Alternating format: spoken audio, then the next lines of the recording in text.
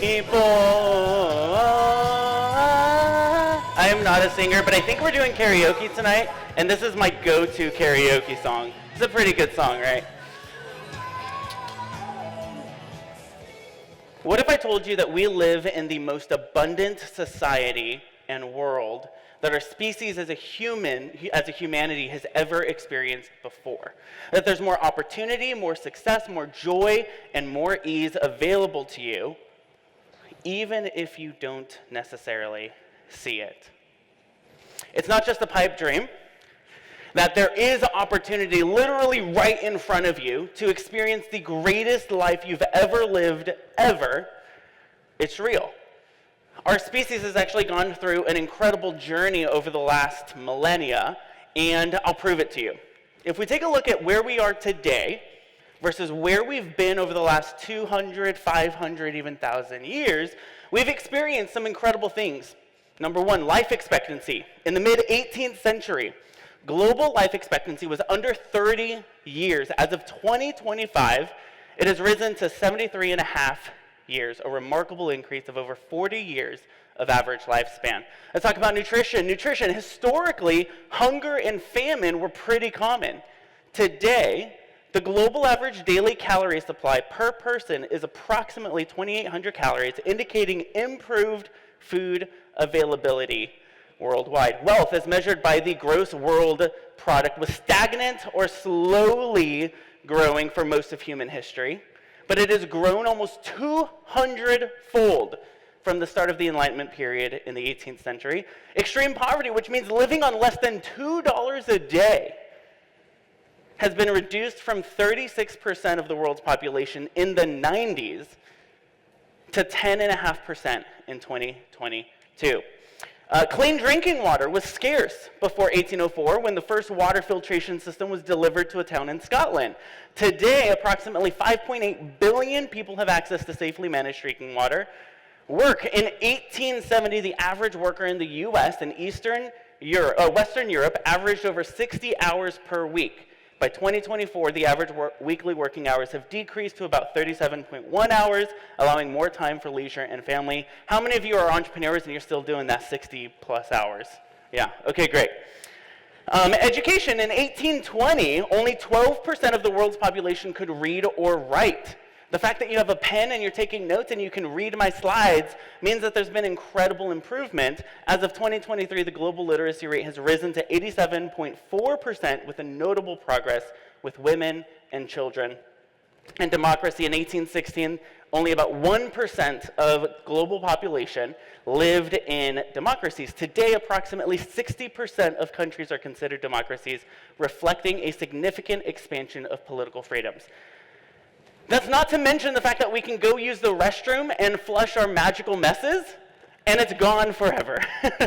Or the fact that you can literally order food in an instant, talk to someone across the world, live stream your experience so other people can experience it, text someone a message. You can do so much using the technology that's in your phone. And we have incredible medical advances that allow us to have things like dentistry or surgeries that no longer stop us.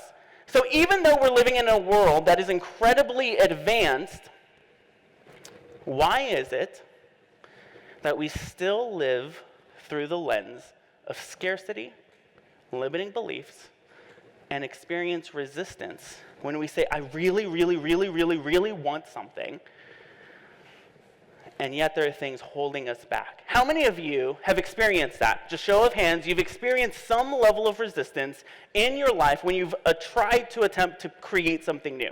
Show of hands. Okay, great. I'm not alone. Me too. So if this is true, why do so many still struggle with scarcity perspectives, limited mindsets, and harmful beliefs? How many of you came to this conference because you want something from it? Maybe clients or partners. You want an insight that's going to shift the way you show up at work or in your business. What if I could show you exactly how to get exactly what you want at this conference? Well, in order to do that, we have to kind of go back into history at our ancestry and understand what's actually happening in the 4 pounds of flesh in our head. Everybody take your hand, put it at the back of your neck, and just kind of rub your neck. right? Rub your head, rub your brain. And everyone say, thank you, brain, for keeping me alive. That is what your brain has evolved and developed to be. It is a survival piece of flesh. Your brain has over 180 cognitive biases. All that means is it has 180 ways of lying to you about the world in front of you. So there may be opportunity, but your brain may say that's not for you. There may be joy available to you, but you may be so used to not experiencing joy. And so your brain distorts reality. It's primarily driven by danger and survival. Your brain scans its environment 5 times. Somebody say 5?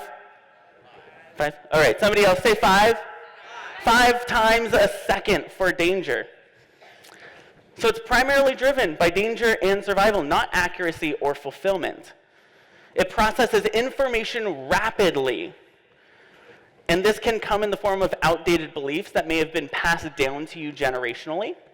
Maybe subconscious patterns through something called the reticular activating system. All that means is it's the part of your brain that notices red cars right after you buy a red car.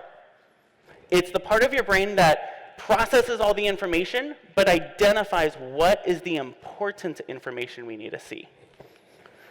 Hormone addiction, specifically through dopamine and cortisol. I know a lot of entrepreneurs that we work with when it comes to scaling, they actually begin to experience freedom in their calendars. They begin to have days, Mondays, Tuesdays, Wednesdays, Thursdays, where nothing is on their calendar and their business is successful. They're making lots of money.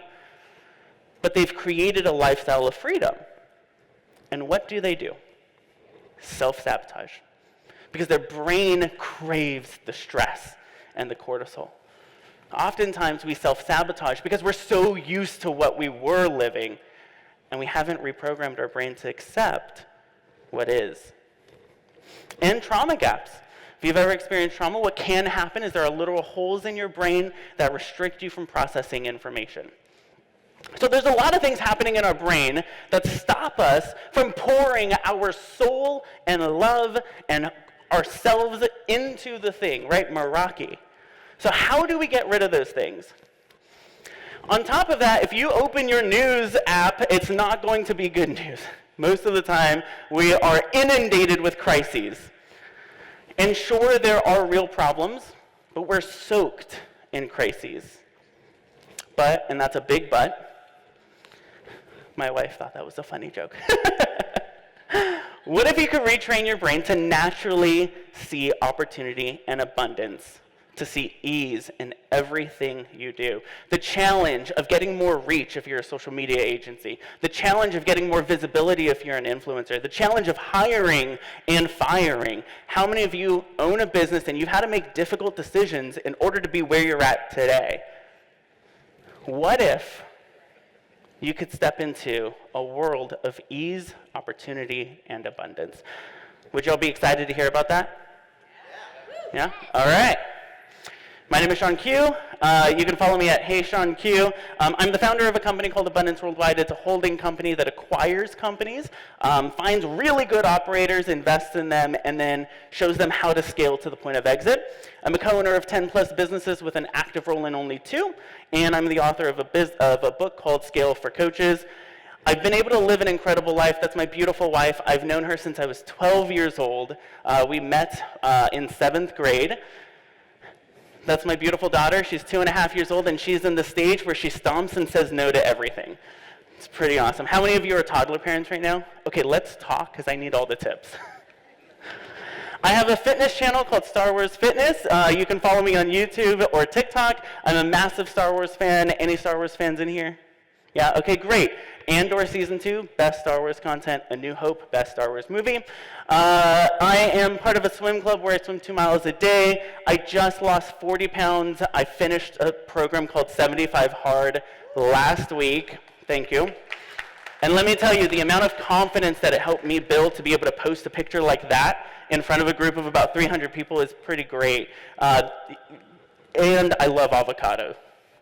If you want to gift me anything, gift me a bag of ripe avocados. I love it. But the truth is, it wasn't always that way. I grew up in an incredibly abusive home. in every way you can think of. Growing up as a teenager, I remember thinking in my room as I'm about to fall asleep, I wish I could fall asleep and just not wake up. I have scars on my wrist to prove how little value I gave my own life. And it was someone who came to me that saw something in me that I didn't see in myself. How many of you know sometimes it takes someone outside the bottle to say, hey, there's a spark there, and please don't put it out. I don't know where you're coming in from. I don't know what work life is for you, what home life is for you. I don't know what happens inside your brain on a day-to-day basis, but I do know what my experience was. Going to school, I was incredibly bullied. I didn't have any friends, and I ate lunch by myself because I was so scared that if I talked to someone, they would make fun of me, whether it was my voice or the way I talked or the way I walked, whether it was how socially awkward I can be at times, whether it was because I was a nerd and I liked things like Star Wars. So if you were to take 16-year-old me and tell me one day you'd be in front of a group of people speaking confidently about your story, I would not believe you, because I didn't think I would live past the age of 18. You see, my family has a history of life gone too soon. That was my path. And so I hope today that as you listen to all of the speakers, as you meet the people at your tables, and as you listen to my session, if I could share one thing, it would be you have a spark. You have something inside of you that makes you and your business different. There's something begging to be unleashed and activated in your business and in your family and in your life. And what if this could be the conference that gets activated? So much so that people look at you a little bit differently. There's something different about how you show up at work, about how you show up with clients, about how you show up on sales calls and on your live streams and on your podcasts.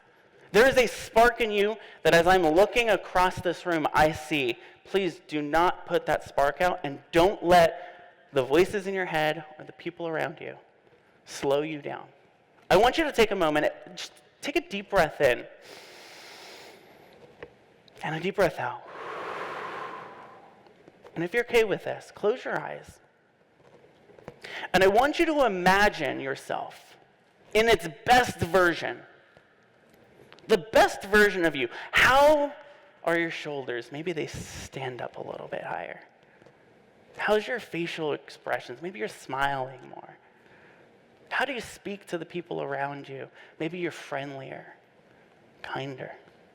How do you pursue that goal and dream of yours? Maybe you're more courageous and brave. Take a deep breath in, and as you're breathing in, breathe in that best version of yourself. And then breathe out all the things stopping you from being that version of you today.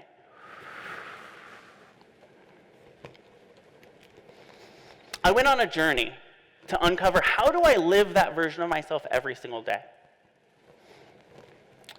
There was someone who spoke into my life who said, I see something in you that you don't see in yourself. And they believed in me. And sometimes it just takes someone believing in you in order for you to live your very best life.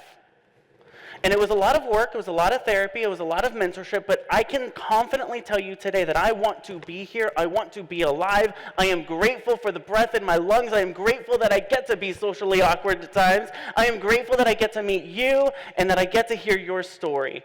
I am grateful to be here, and I am so glad I didn't put that spark out. But it took a lot of effort. And I researched what are the people who win on a daily basis, what makes them different? Because I want to be that version of myself. And I uncovered something called the 7 laws of abundance. Somebody say 7. 7 laws of abundance.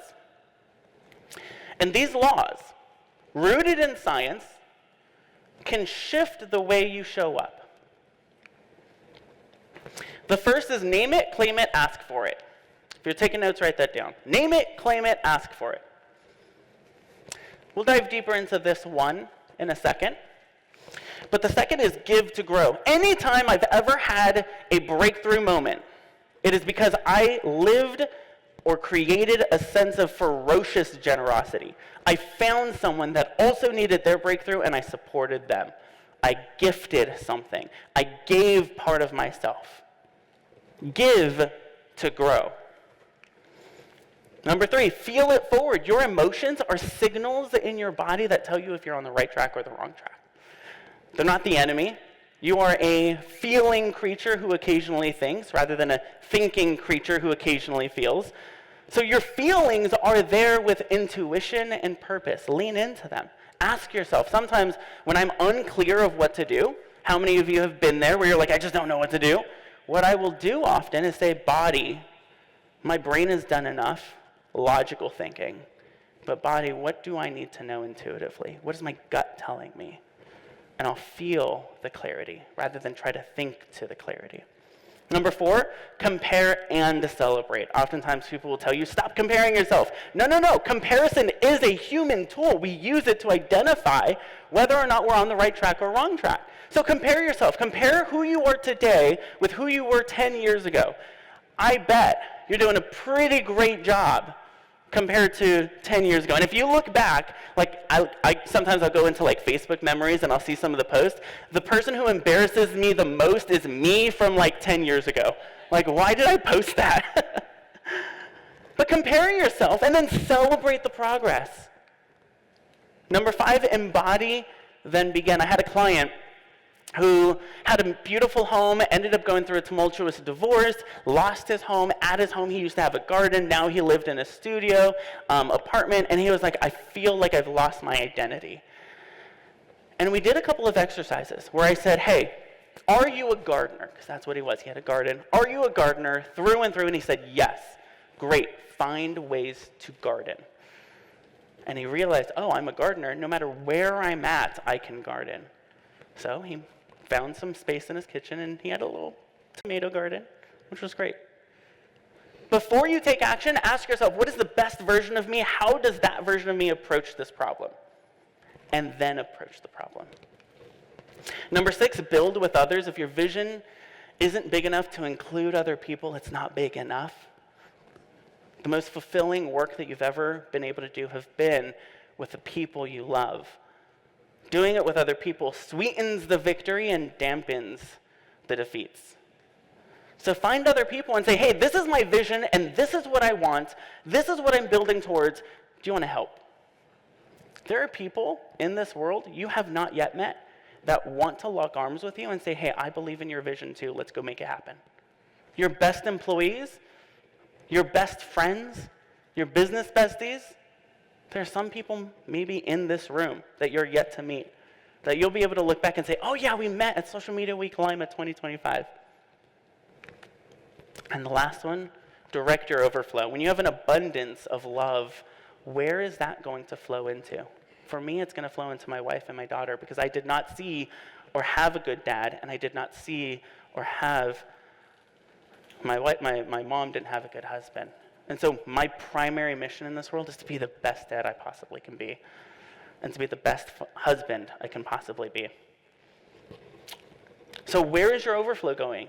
The overflow of my wealth is going to my family, to my friends, to my colleagues, to my clients. The overflow of love that I have in my life can overflow into you. You get to direct it, which is beautiful. But today, and I don't have a timer, so I'm just talking. Oh, back there. Okay, because it was over here. Okay. Y'all, I'm going to keep talking for like 4 hours. So if I don't see the timer, but I got it. Okay, great. I'm going to focus in on law number 1. Name it, claim it, ask for it. Can we say that together? On the count of 3. Name it, claim it, ask for it. Number 1, number 2, number 3. Name it, claim it, ask for it. What do you want? Have you guys seen this movie? This scene is pretty hilarious. If you catch me and my wife in the car and we're kind of hungry, we don't know what to eat for dinner, the worst thing you can ask my wife or even me is, what do you want to eat? I don't know. I just want to eat. I'm hangry. I'm hungry. It's like a 30-minute conversation just to figure out, okay, we're just going to go to Chipotle. Yeah. What do you want? What do you want? Raise your hand. I'm curious just to kind of gather where you're at in this room. Raise your hand if you know what you want in life. Raise your hand. Okay, you know what you want. Maybe you want, keep your hands up. Maybe you want a healthy relationship, a healthy family, a successful business. You want employees who produce for you, who believe in what you do. Keep your hand up if you've written it down in the last 30 days. Okay? Keep your hand up if you've read it out loud today, this morning. Keep your hand up if it's so clear that your innermost circle would be able to share it with a stranger. Keep your hand up if you track your progress every day towards everything you want. And keep your hand up if you carry some kind of physical representation of what you want with you everywhere you go. One of my big dreams, what I really want is a nice boat. We live in San Diego, California, and it's a beautiful ocean. And I want to be on a boat almost every single day. So, before purchasing the boat, we haven't purchased it yet, I purchased a key to some random boat. And I have a key on my keychain as a physical reminder of what I'm pursuing. Having some type of physical entity that you can touch and taste and say, that's what I'm going for, will shift things for you. The way you show up. Take a picture of this, because I want you to recognize this is the game plan. Know what you want, write it down every month so it stays fresh and gets more clear. Tell your inner circle in such clear language that they could tell others. Track your progress and have some type of physical representation. You do these things, it will culminate into some incredible activation and incredible momentum. I hear this a lot from my 2.5-year-old daughter, especially when she's playing with a toy that she's, for some reason, never played with for the last 6 months, but our niece starts playing with it, and now she's like, no, that's mine. Mine. Know what you want. So name it right now. I'm going to give you a little bit of time. I want you to write down 3 things you want from this conference. You're here today, you're here tomorrow. Write down 3 things you want from this conference with precision. Now, the great thing is you have a note card on your table that says set your intentions and your goals. Use that card if you don't have anything else, but write it down. My recommendation is don't type it. There is a literal chemical reaction that happens when you write something down versus when you type it, and I want to create some of that oxytocin in your brain. Now, I'm going to give you one example of what not to write. Okay, I want clients. Everyone say boo. Boo, that's not clear. If I told you I want a conversation with an owner-operator who is interested in scaling and exiting the day-to-day of their business, they're in a service-based company like a marketing agency or coaching business, and they're usually the CEO or founder, everyone say yay. You know who to connect me with. If you're an owner and operator of a service-based business who has the title of CEO or founder, I want to talk to you. So let's have a conversation. So write down 3 things. If we could play some like just soft music, that would be awesome. If not, then write in silence. But I'll give you maybe 30 seconds to a minute to write these 3 things down.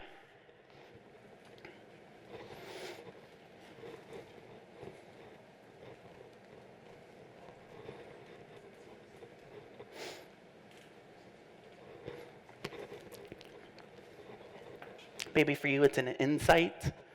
It's a person to meet. It's a software you've been looking to solve that problem.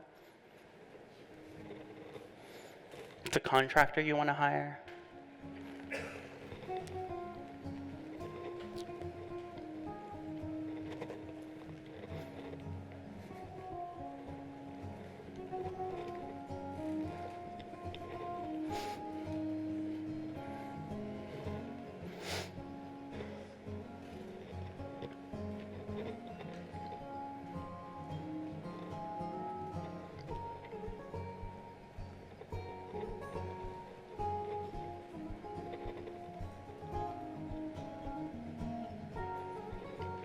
Thirty seconds left.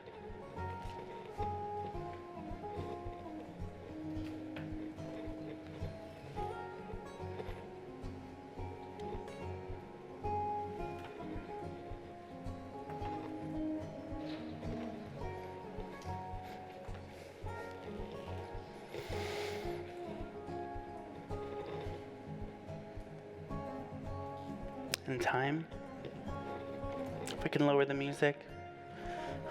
Okay. How many of you have had a kid and like as soon as you bring out that ice cream, that sandwich, they go for it. They don't even, they claim it. It is theirs. It's in your hand, but it belongs to them. That goes to number 2. After you've identified what you want, claim it. Limiting beliefs are often inherited, not earned. They still run the show until we face them. So for each thing you wrote down, I want you to identify why do you want it? And what belief comes up when I write it down? Maybe you said, I want clients, but the belief immediately that came up was, well, I don't know if they're in this room, or I don't want to come off as salesy, or I don't want to be a hard pitcher, or I remember writing down, one day I want to live in San Diego. And the first thought that came into my mind is, oh, that's going to be pretty expensive. Maybe not San Diego, maybe I'll go more inland. Or maybe not California, maybe I could just be Nevada. And I started limiting and diminishing my desire. So I want you to identify, what are some of the limiting beliefs that came up? Why do you want what you wrote down? And what are the beliefs that immediately came up? One thing I said is I want to take 6 weeks off every week, every year. I want to take 6 weeks off, completely, no cell phone, just completely off. First thought that came into my mind, oh, my staff's going to hate me, because why can't they take it off? Then I realized, oh, wait, I can build a business where they also have 6 weeks off. The limiting beliefs might cause you to diminish what it is you want. So I'm going to give you another 30 seconds. And just kind of internally, maybe make a little word or a note of what are some of the limiting beliefs that may have come up that are stopping you from claiming it.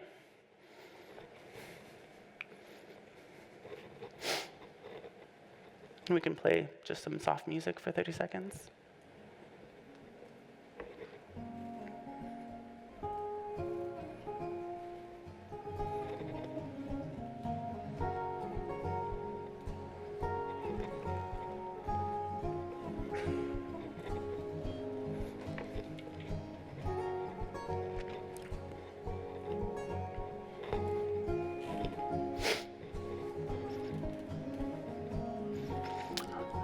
All right, for the sake of time, I'm going to call it. But if you are still writing, keep writing. Kids have no problem with asking. They will ask again and again and again and again and again and again and again. Please, please, please, please, please, please, can I have that?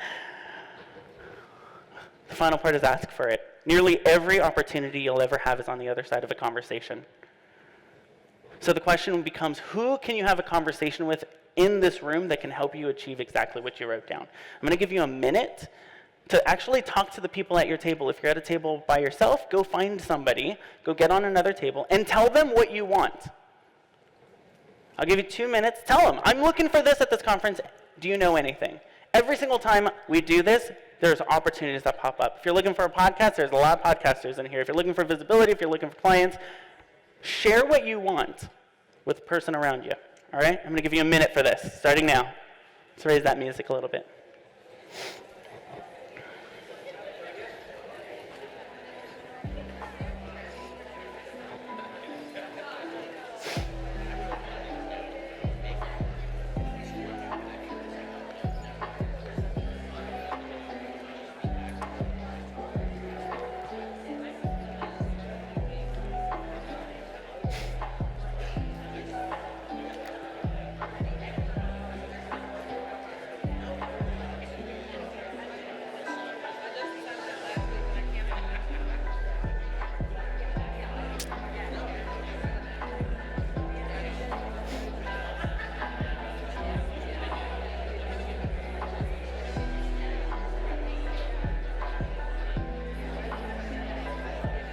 All right, for the sake of time, I'm going to call it. If you didn't get a chance to share, that's okay.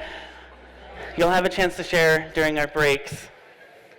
But this is it. Name it. Define what you want. Claim it. Own your right to want it. Confront the shame or scarcity around it.